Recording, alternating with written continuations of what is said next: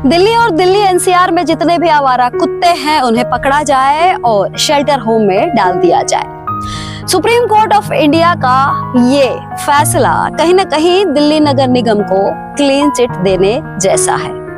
नमस्कार, स्वागत है आप सभी का बजाते रहो भारत न्यूज में। मेरा नाम है श्रावणी मिश्रा भूपति।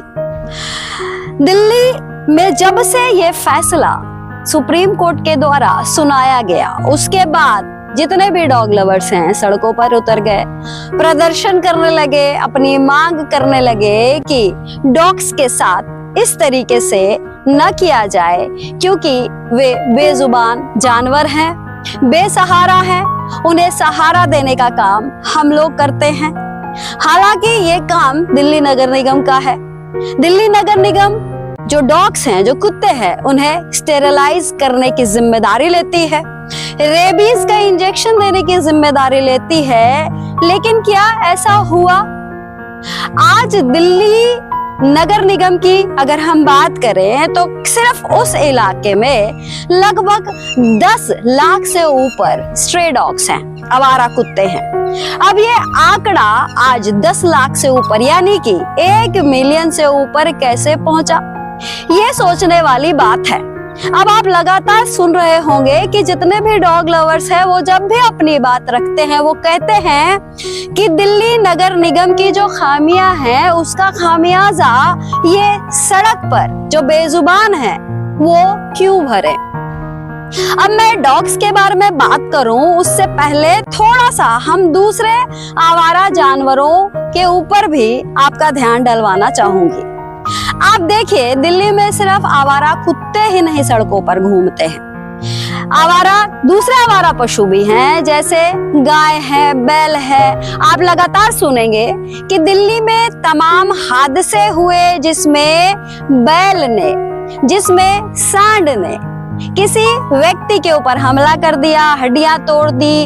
एक खबर तो ये भी आई थी कि सांड के हमले से उस व्यक्ति की मौत हो गई, क्योंकि सांड लगातार व्यक्ति के ऊपर हमला कर रहा था, उसको छोड़ नहीं रहा था। और ऐसी तस्वीरें भी आप लगातार वीडियोस के जरिए या सोशल मीडिया पर देखते होंगे। लेकिन क्या उस चीज पर आज तक कोई कार्रवाई हुई? क्या दिल्ली की सड़कों पर आपको आवारा पशु जैसे गाय, बैल, सांड ये सब नहीं दिखाई देते हैं? आप कहेंगे हाँ, बल्कि संख्या अब और ज्यादा है। आप जिस सोसाइटी में रहते हैं उस सोसाइटी में भी घूमना दूभर है, क्योंकि जो एरियाज हैं, जो जहां पर कूड़े फेंके जाते हैं, उन जगहों पर भी आप देखेंगे कि गाय, बैल, सांडों की भरमार होती है और वहां से गुजरना दूभर होता है। अब जो कि शुरुआत में मैंने ये बात आपसे कही थी कि सुप्रीम कोर्ट का जो ये फैसला आया है, कहीं ना कहीं ये एमसीडी को क्लीन चिट तो नहीं दे रहा। वाकई में ऐसा हो रहा है, क्योंकि जिस तरीके से दिल्ली में आवारा कुत्तों की संख्या बढ़ी है, उसी एवज में अगर हम दूसरे स्ट्रे कैटल्स पे अगर हम बात करें, उसी तरीके से जैसे दूसरे आवारा पशु दिल्ली में घूमते हैं, दिल्ली को कहीं न कहीं उन आवारा जानवरों की वजह से परेशानी भी होती है। लेकिन इस परेशानी को लेकर कभी भी दिल्ली नगर निगम ने अपनी तरफ से कोई जवाब दिया? अब आज देखिए, जिस तरीके से सुप्रीम कोर्ट ने अपना फैसला सुनाया है, सुप्रीम कोर्ट ने कहा कि जितने भी कुत्ते हैं, जो कि मैंने आपको संख्या बताई कि 10 लाख से ऊपर है, और 10 लाख की संख्या मैं सिर्फ दिल्ली नगर निगम के इलाके में जो डॉग्स आते हैं, स्ट्रे डॉग्स, उनकी बता रही हूँ। अगर आप कैंटोनमेंट एरिया ले लेंगे तो वहाँ की संख्या और ज्यादा है, मतलब 10 लाख नहीं, बट उससे करीब 8,000 10,000 वहां भी कहते हैं। तो वहीं आप एनडीएमसी इलाका लेंगे तो वहां पर भी संख्या है। तो कुल मिलाकर ये है कि 10 लाख से ऊपर पूरी दिल्ली, अगर हम एनडीएमसी इलाका भी जोड़ लें और कैंटोनमेंट एरिया भी जोड़ लें तो काफी ज्यादा संख्या है। अब ये फैसला हुआ कि इन कुत्तों को पकड़ा जाए, शेल्टर होम में डाला जाए। लेकिन सवाल ये उठता है, क्या दिल्ली में शेल्टर होम्स हैं? जो एबीसी जो नियम है, एबीसी सेंटर्स बने, और एबीसी मतलब जो डॉग्स को लेकर जो नियम है उस नियम पर क्या दिल्ली नगर निगम अमल करता है? क्योंकि उस नियम के तहत कहा जाता है कि जो स्ट्रे डॉग्स हैं उनको आप जिस इलाके से उठाएंगे उनकी नसबंदी करके उसको वापस वहीं पे छोड़ना है, ये नियम है। तो जो फैसला सुप्रीम कोर्ट ने सुनाया है वो तो उसके भी खिलाफ है। और हमने ये भी सुना कि जज ने इस फैसले को सुनाते समय ये भी कहा कि आप फटाफट कुत्तों को पकड़ें और शेल्टर होम में डालें। अगर इस बीच कोई व्यवधान पैदा करे तो आप नियम कानून को ताक पर रख दें और उसके खिलाफ जो एक्शन लेना चाहे ले सकते हैं। इस तरह का फैसला सुनाना। और जो नियम कहता है, एबीसी पॉलिसी के तहत जो नियम कहता है उस नियम की भी अवहेलना होना। तमाम तरह के ऐसे सवाल हो रहे हैं जिससे ये साफ दिखाई दे रहा है कि ये फैसला सबसे ज्यादा किसी को फायदा करने वाला है तो वो है दिल्ली नगर निगम। अब हम दिल्ली नगर निगम की तरफ आते हैं। आपने गौर किया होगा कि दिल्ली नगर निगम में लाखों की संख्या में कर्मचारी हैं। ये कर्मचारी 20-30 साल से अपनी मांगे रख रहे हैं कि हमें ये दिया जाए। जैसे उनका जो रेगुलराइजेशन की जो उनकी मांग है, जो रेगुलर हो गए उनकी सैलरी की मांग है, उनके एरियर्स की मांग है। कुछ ऐसे कर्मचारी हैं जिनको एक स्थायी पद दिया गया, लेकिन स्थायी पद के बाद जो उनको फैसिलिटी मिलनी चाहिए उसकी मांग है। तो ये मांग कोई आज की नहीं है, ये काफी समय से, काफी सालों से ये मांग चला आ रहा है। और सबसे आश्चर्य की बात ये है कि ये सारे कर्मचारी जो हैं वो कोर्ट भी जा चुके हैं, कोर्ट से इनके हक में फैसला भी आ चुका है, लेकिन इस फैसले को आज तक नगर निगम लागू नहीं करता है। क्योंकि इस फैसले को जब लागू करना होता है तो सुनने में आता है कि नगर निगम अपनी तरफ से फिर कोर्ट चला जाता है इन कर्मचारियों के खिलाफ। जो इनके हक में फैसला हुआ है उस फैसले के खिलाफ जो नगर निगम है वो चला जाता है कोर्ट।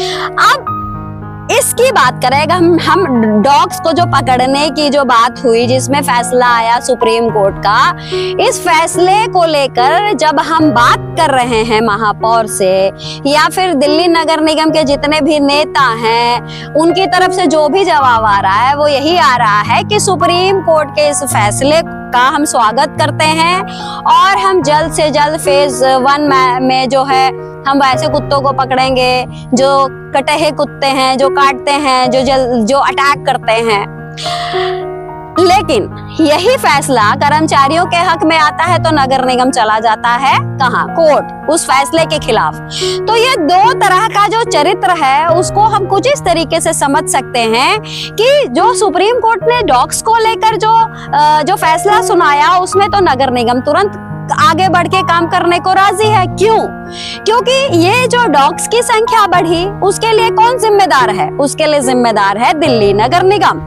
अगर किसी बच्चे को अगर कुत्ता काट रहा है या जो आपने वीडियोस देखा कि एक बच्चा जो है कुत्ते के काटने से उसको रेबीज हो गया, उसकी वजह से वो मर गया, एक खिलाड़ी मर गया, एक बच्ची मर गई, इस तरह के जो वीडियोस दिखे वो क्यों इस तरह का जो प्रकरण हुआ क्यों हुआ? क्योंकि उस कुत्ते को जो रेबीज के इंजेक्शन लगने थे, रेगुलर इंटरवल्स पे लगने थे, जो एमसीडी द्वारा लगवाने थे, मतलब एमसीडी को लगाना था, वो काम एमसीडी ने नहीं किया। तो संख्या किसकी वजह से बढ़ी कुत्तों की? एमसीडी की वजह से। दिल्ली में अगर रेबीज की वजह से कुछ लोगों की मौतें हुई तो उसके लिए कौन जिम्मेदार है? एमसीडी जिम्मेदार है। लेकिन उन अधिकारियों के ऊपर, वैसे लोगों के ऊपर जिन्होंने इसके लिए कुछ भी नहीं किया, उनको क्लीन चिट दे दिया जाता है। उनके खिलाफ कोई एक्शन नहीं, उनके खिलाफ कोई फैसला नहीं। लेकिन फैसला किनके खिलाफ है? उन बेजुबानों की वजह से, उन बेजुबानों के लिए फैसला किया गया जो कि बोल नहीं सकते, जो ये कह नहीं सकते कि हमें रेबीज का इंजेक्शन दे दिया होता तो शायद ये सारी चीजें नहीं हुई होती, हमें अगर स्टेरलाइज किया होता तो शायद हमारी इतनी संख्या नहीं बढ़ी होती। तो इस तरह की चीजों पर हम गौर इसलिए कर रहे हैं कि जो डॉग बाइट्स की बात हो रही है, अगर इस पर हम ध्यान दें तो डॉग बाइट्स क्यों कर रहे हैं? क्योंकि एक एक इलाके में कुत्तों की संख्या बहुत ज्यादा हो रही है और आपको पता है कि उनको खाना, जब एक जगह में खाना जो है वो 4 कुत्तों के लिए ही मिले, वो इधर उधर घूमते हैं, वो कूड़े में ढूंढते हैं खाना, तो अगर वहां पे पहले 4 कुत्ते थे, 4 कुत्ते खाना ढूंढते थे, अब 4 की जगह 4000 कुत्ते अगर हो जाएं तो आपस में भिड़ेंगे, आपस में लड़ेंगे, जो व्यक्ति वहां से गुजरेगा उसके ऊपर अटैक करेंगे, चाहे बच्चा हो, बूढ़ा हो। और डॉग्स बड़े समझदार होते हैं, आपको पता है। अगर एक डॉग कोई फ्यूरियस है, कोई अटैक करने वाला डॉग है, तो बहुत जल्दी अपने आसपास के जो कुत्ते हैं उनको भी अपने साथ सम्मिलित कर लेता है और एक साथ फिर सारे डॉग्स जो है वो यूनिटी बनाकर अटैक करते हैं। तो ये जो यूनिटी बनी, ये जो संख्या बढ़ी, ये संख्या बढ़ाने का सबसे ज्यादा कोई जिम्मेदार है तो वो है दिल्ली नगर निगम। अब हम आते हैं जो फैसला हुआ कि शेल्टर होम्स में इनको डाला जाए। आपको मैं बता दूं कि दिल्ली में अभी तक एक भी शेल्टर होम नहीं है। जितने एबीसी सेंटर्स की बात हो रही है, ये एबीसी सेंटर्स होते क्या है? ये एबीसी सेंटर्स वो हैं जहां पर एनिमल ब्रीडिंग कंट्रोल सेंटर, जो एबीसी का जो फुल फॉर्म है।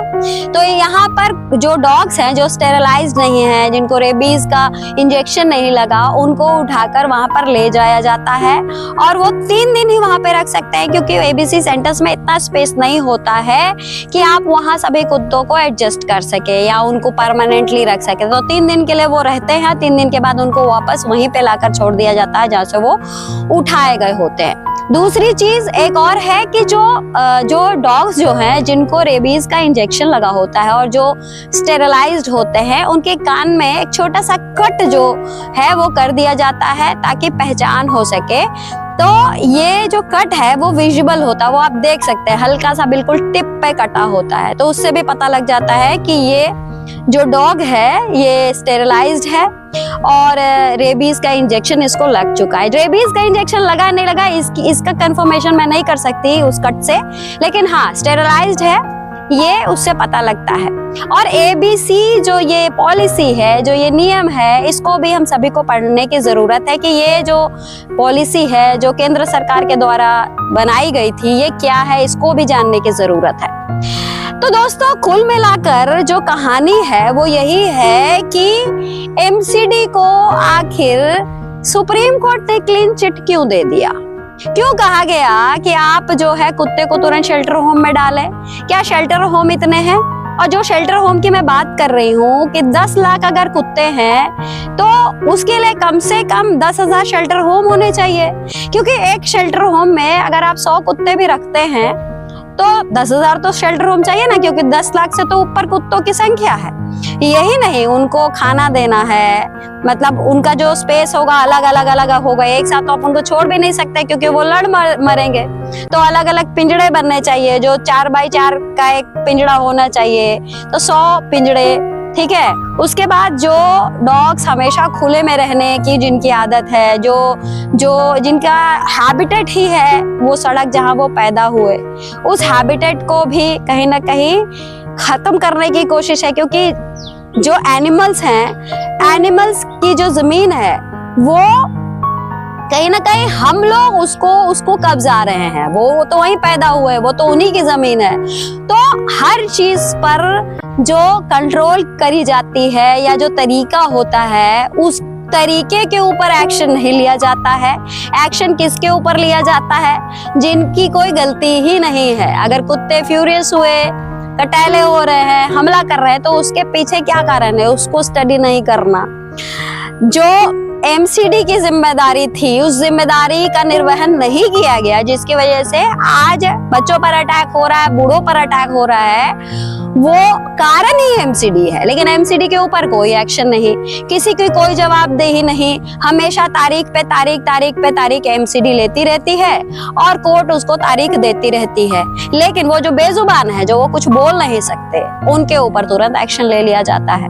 तो यहाँ पर मैं कोई ऐसा नहीं है कि मैं उनके सपोर्ट में हूँ कि नहीं भाई ये जो है, ये जो फैसला है ये बिल्कुल गलत है। हो सकता है ये सही फैसला हो, लेकिन इस फैसले में कहीं ना कहीं दिल्ली नगर निगम को तो फायदा पहुंचा दिया गया ना।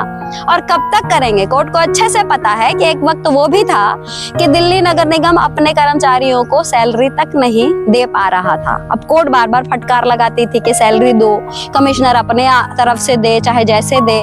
तो इस तरह के फैसले तो होते रहे। तो क्या कोर्ट को पता नहीं है कि दिल्ली नगर निगम अपने काम को लेकर किस तरीके से जानी जाती है? ये अच्छे से पता है।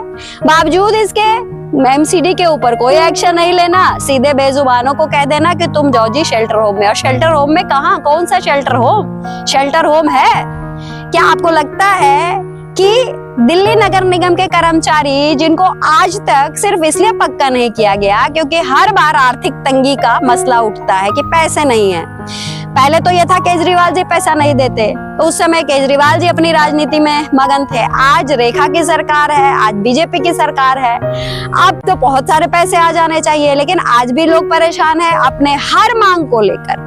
हर मांग को लेकर आप अगर दिल्ली नगर निगम में बजाते रहो, भारत न्यूज को ही आप खोल के देख लेंगे, आप देखिएगा हजारों हजार कर्मचारी रोज वहां सिविक सेंटर पहुंचते हैं, रोज अपनी मांग रखते हैं। लेकिन उनको लेकर जो तमाम फैसले आते हैं कोर्ट की तरफ से, उसके लिए दिल्ली नगर निगम कुछ नहीं करता। तो इसी तरीके से अगर ये फैसला कोर्ट ने दिया, तो क्या कोर्ट को ये भी नहीं करना चाहिए था कि जिनकी वजह से ये स्थिति पहुंची आज, उन सभी अधिकारियों को पकड़ा जाए, उनके खिलाफ एक्शन लिया जाए? जिस तरीके से शेल्टर होम में एक तरह से कैद खाने में कुत्तों को डालने की बात हो रही है, वैसे ही जेल उन अधिकारियों को भी किया जाए जिनकी वजह से आज मौतें हुई।